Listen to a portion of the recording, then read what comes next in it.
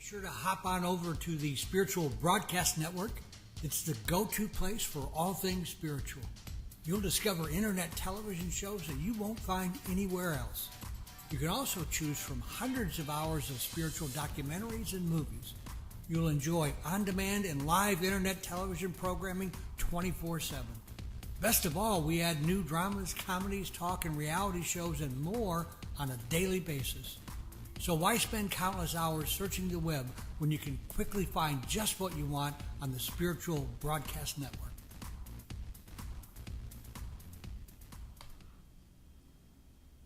Good afternoon. Welcome to the Afternoons with Ed. Here's your host, Ed King. Good afternoon. It's good to be with you again. I hope you enjoy these sessions half as much or a small amount as much as I do, because they're very, very helpful to me to talk about things in life in general, and sometimes I get some enlightenment on my own situations. George mentioned earlier that we were talking about something we're going to do in the future. It'll probably be very interesting. But today, the topic I want to talk about is the U.S. presidents. Some years ago, I bought a book called, the title of it was They Also Ran, and it was about the people who had run for presidency and lost. But in a very fascinating book about these small biographies of these people, but the fascinating thing was that in the book there was a marker, and on it had, and I don't know who the rating people were, the I think it was the 10 most the best presidents it served. And it was interesting. It took the kind of a usual course, as you would imagine. It was Washington, Lincoln, I don't know, Jefferson, so forth. But I came across something else more recently. Since there's a small college somewhere, I think it's an Augustinian college. It's one of those top-ranked colleges like New College here, and the college that Paul Newman went to in Ohio, and I can't think of the name, although it's in Gambier, Ohio, and I know it as well as I know it my own name, and I'm having one of those senior moments again, as I often do. I'm going to slip on George's reading glasses here. I've been told I look better with glasses on anyway, so I can read this a little better. But anyway, it's called the Siena. The name of the college is Siena, and it's in Loudonville, New York. And since it's the fifth time since its inception in 1982, they've done a survey of U.S. presidents and find that experts, so on and so forth, and they have done this 1, 2, 3, 4, 5 times, as they said. And the first one was in 1982, and now we're to the last one was in 2010. The rankings in presidents have changed very drastically over the years. And they rate these people on a number of things, which I'll try to go into a little bit. But the latest, and this is the way these scholars, there's a whole, I think, 238 participating presidential scholars. And this is their ranking. Number 1, Franklin D. Roosevelt. Number 2, which I think is a little high, but I think he should be in the first 5. It's Teddy Roosevelt. The next is Lincoln. I would put Lincoln at the top in my list, I think. Then Washington and Jefferson, Madison, Monroe, Wilson, Truman, and Eisenhower. I personally do not see Eisenhower on this list. But here's the 5 worst presidents in 2010 they figured out. Andrew Johnson. Andrew Johnson, I don't think he was the worst. I really don't. He was the successor of Lincoln. When Lincoln was assassinated, he was the vice president and he took over. He's a very fascinating character. He was an indentured servant. He ran away from where he was indentured. He went to Tennessee, was illiterate till he was about 21 or 22 years old. He married a school teacher. She taught him to read and write. He was a tailor by trade. The next one is is Buchanan. I don't know much about Buchanan, so I'm not going to discuss him at all. The third, which has been in the past always at the bottom of the list, the worst, and that's Warren G. Harding. I think I've talked a little bit about Warren G. Harding on the program before. Warren G. Harding was. There's a fascinating biography of him. It's called The Shadow of Blooming Grove. He grew up in a little town in Ohio outside of Marion, Ohio, called Blooming Grove, which no longer exists. It's one of those towns that went by the wayside. Excuse me. And Harding... The shadow was that Harding was a very dark complexioned person, and he had been accused of being part Negro. He probably wasn't the smartest guy in the world, but he was smart enough to marry a woman that was considerably older than her, that owned a newspaper company in Marion, Ohio, and of course Harding was not a bad guy. He was not a dishonest guy. But he had some of the worst cronies in the world, and they were called the Ohio Gang. And most of them were around, of all places, and this is a strange name for a town, Washington Courthouse, Ohio. The next person that's listed is Pierce. I know nothing about Pierce to speak of, but... guess who is the last one? G.W. Bush. He's number 39. Johnson, of course, Andrew Johnson is 43, and so forth. I suppose that depending on how you look at things and what your political position is, I had an interesting, we didn't do a show last week because I was out of town. I was visiting my wife's sister's husband, my brother-in-law, John. And John's a kind of an arch-conservative. And I was talking to him about this. And here's his ranking of 1 or 2. Ronald Reagan and Bill Clinton.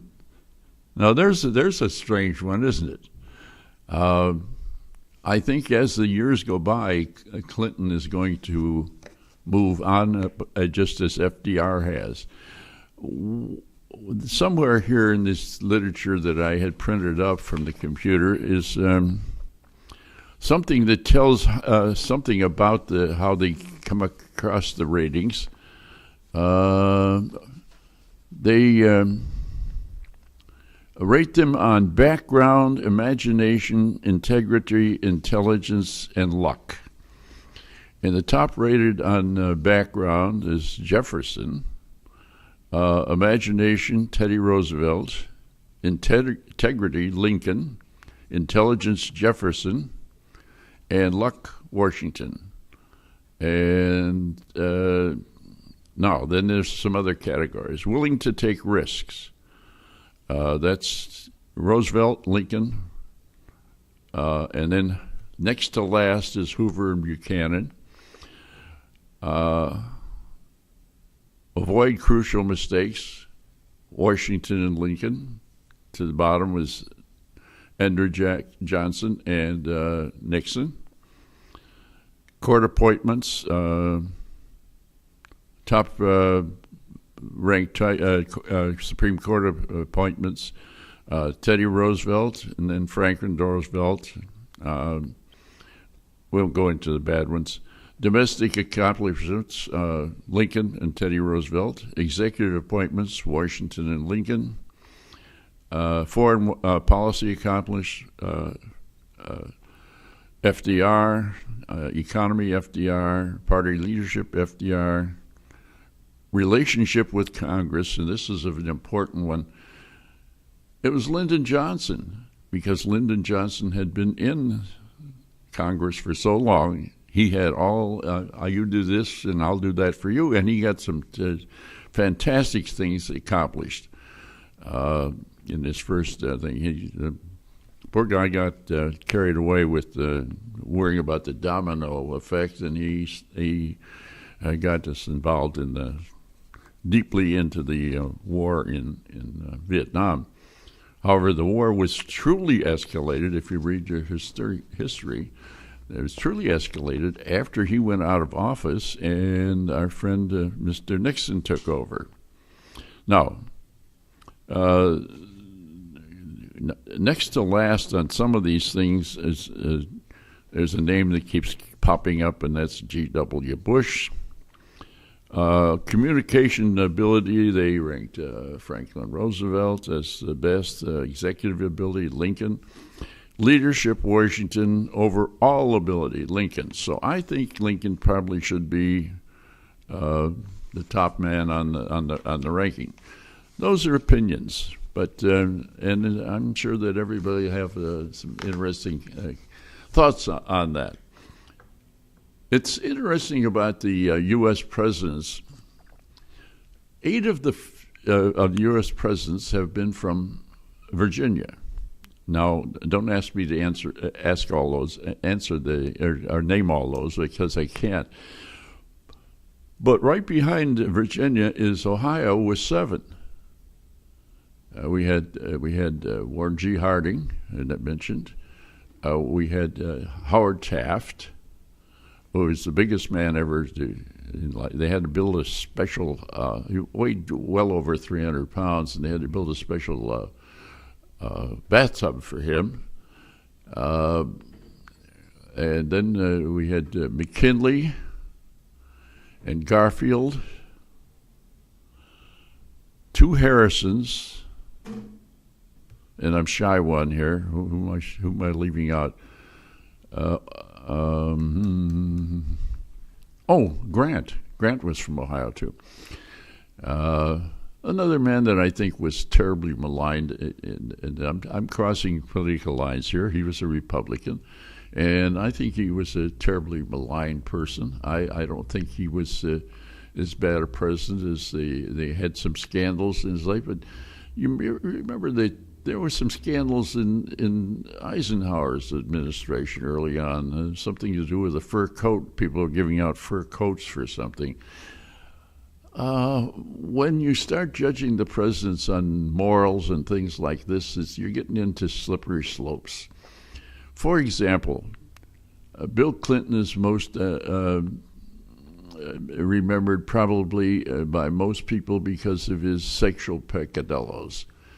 Well, Warren G. Harding, who wasn't a bad guy, had a teenage mistress that he used to have relationships with in the cloakroom off of the Oval Office.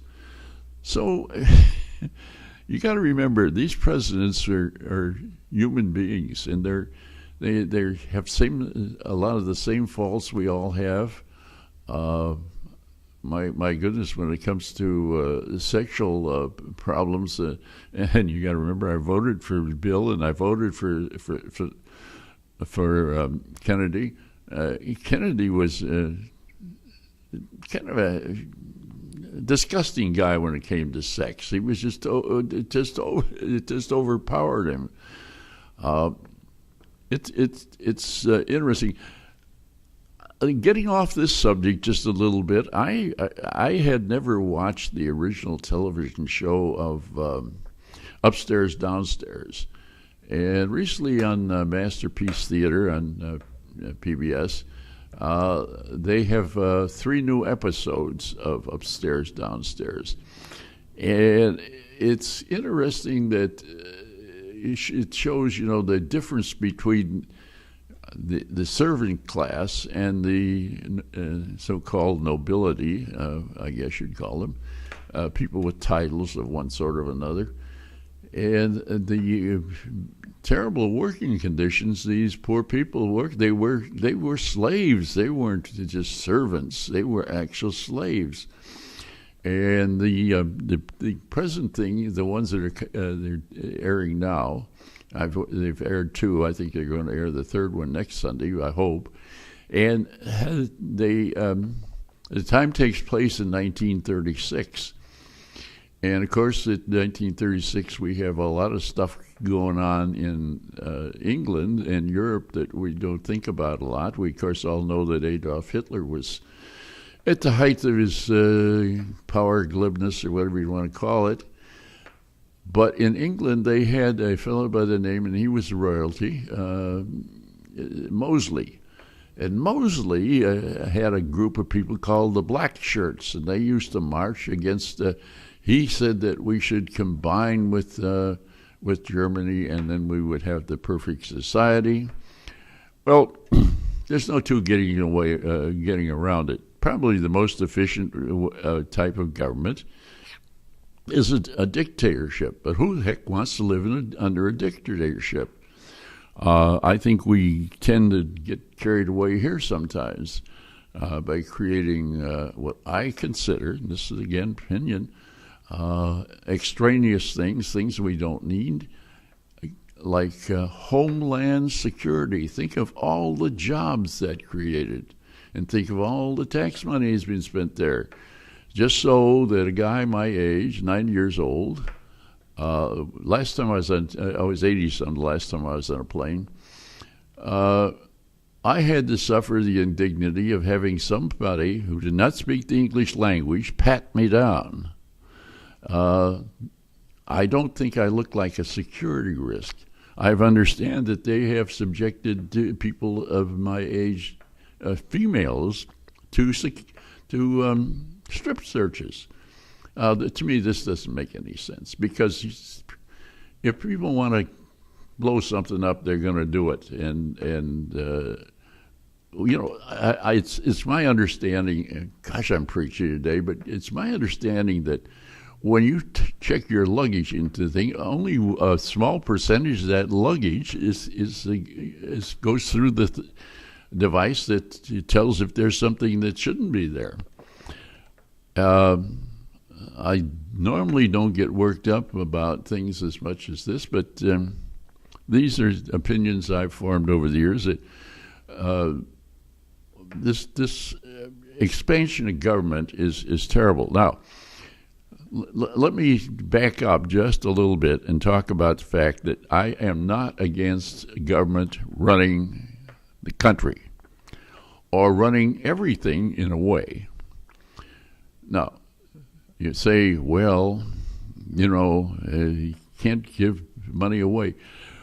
Sometimes you don't, and sometimes you do something really good. Now, I want you all of you to think back and think of what happened with Chrysler and General Motors. We loaned, the government loaned, us taxpayers loaned, both of these companies a lot of money. Both of the loans were paid off ahead of time and fully with interest. Think of what would happen to the country if we did not have the automobile industry. It employs a lot of people.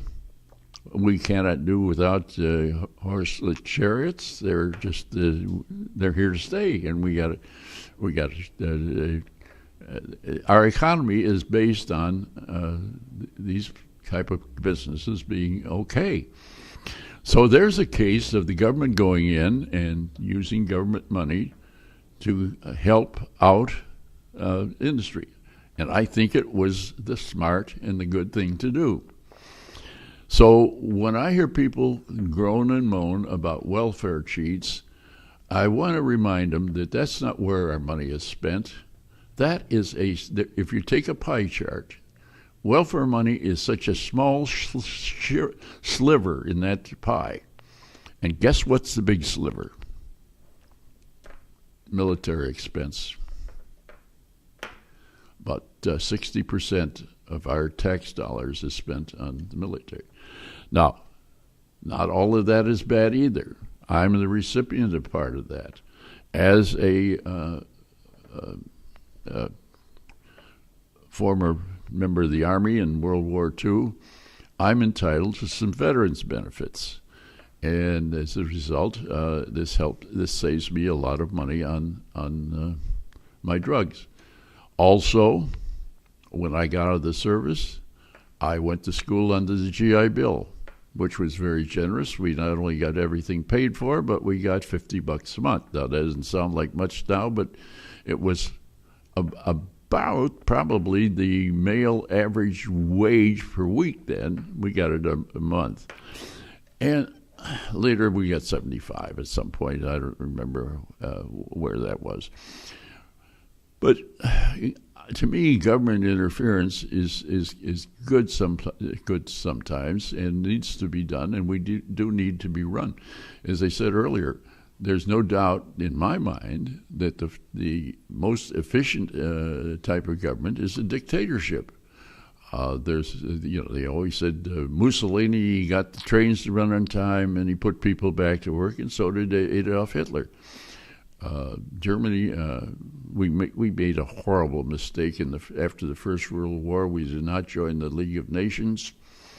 We just ground Germany under our heel by, and I have no brief for German people. Don't misunderstand me, but they ground them under heel with these war reparations that they could in no way repay, which they didn't do anyway. It's just like after the last conflict, we did not do that, and with our enemies, we helped them back on their feet. We did the Marshall Plan, and things worked out extremely well. So we've made some progress in the way we conduct our affairs, both in the country and on our diplomatic things. One thing seems to lead to another in my mind. I just started reading. I guess I had read it once before, but I'm going through my books. I have a large personal library. I'm going through my books and rereading a lot of books that I don't remember about. Just finished rereading Cold Sassy Tree. I don't know if you all remember that one or not. It was made into a television movie but it's not available. Well, it's available if you want to pay a bunch of money for a copy, I guess. But interesting story. Takes place in 1906, and it points out the difference, to me at least, in the morals that we had. It takes place in a small town, and the people are so critical of each other, but they're there for each other. It's sort of like reading one of the contemporary books, M.C. Beaton's books that take place in Scotland, where they have this small town, and has all the. I grew up in a small town, and has everybody knows your business. Unfortunately, it's really horrible. It's like everybody in your family knows your business, and everybody in the community knows your business. But be that as it may, the book I just picked up and am reading, I can't think the title of it right offhand, and I don't know the author well at all. And it's about a very wealthy family that he calls the Brannermans, but it's very obvious that it's a takeoff on the Rockefellers. And of course, when I talk about Rockefeller, I got to talk about all those people, those so-called, and they really were, robber barons. The chief, not the chief character, but kind of a pivotal character in this book, of course, is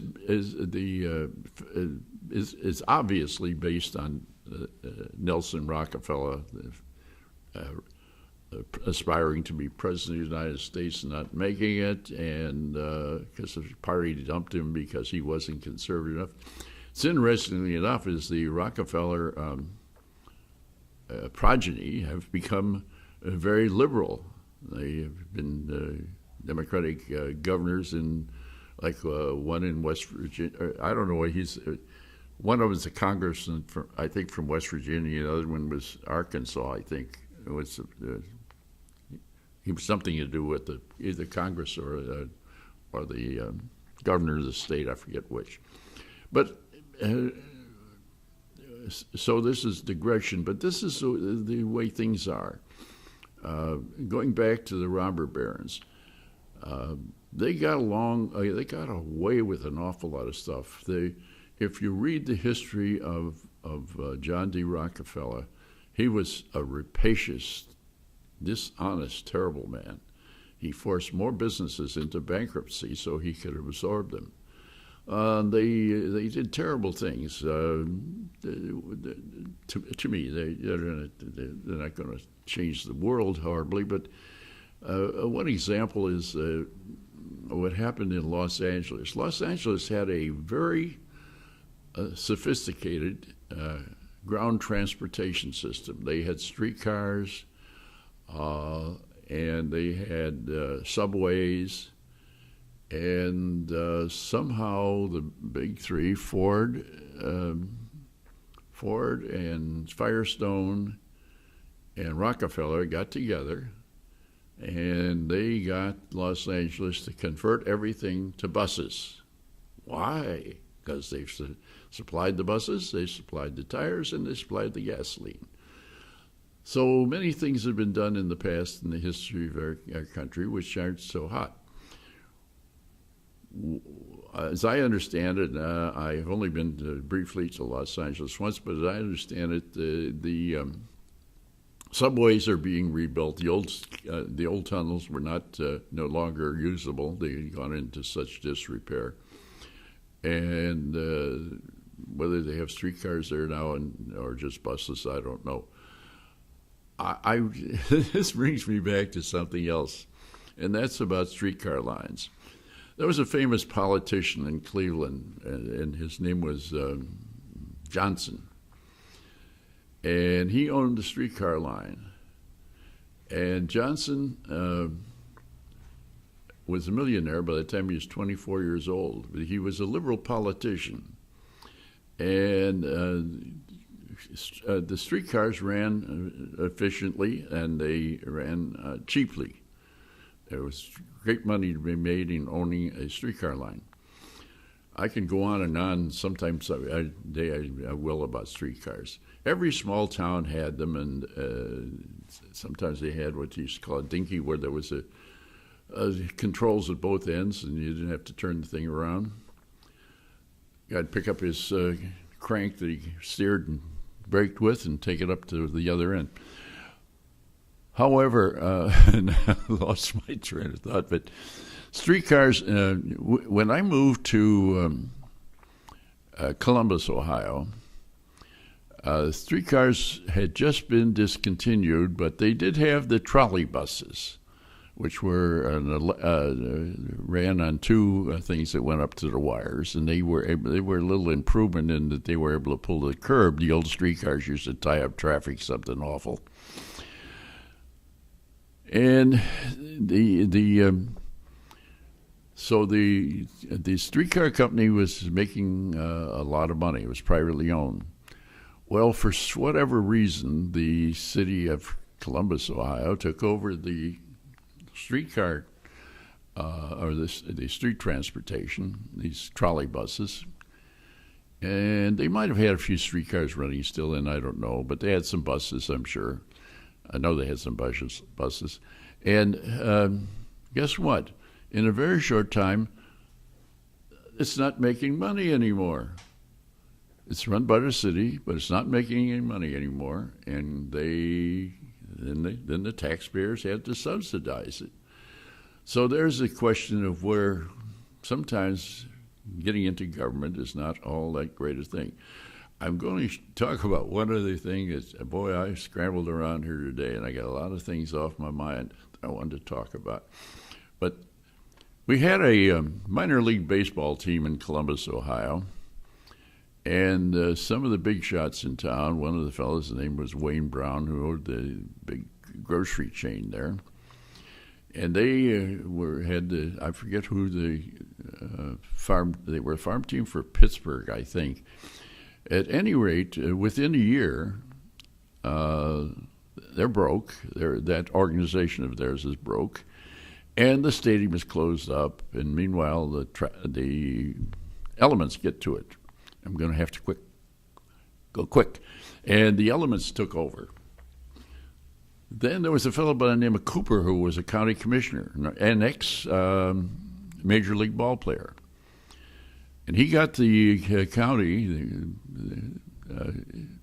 to buy the stadium, renovate it, and use it. It's been working for 30, 40 years at a profit, owned by the county.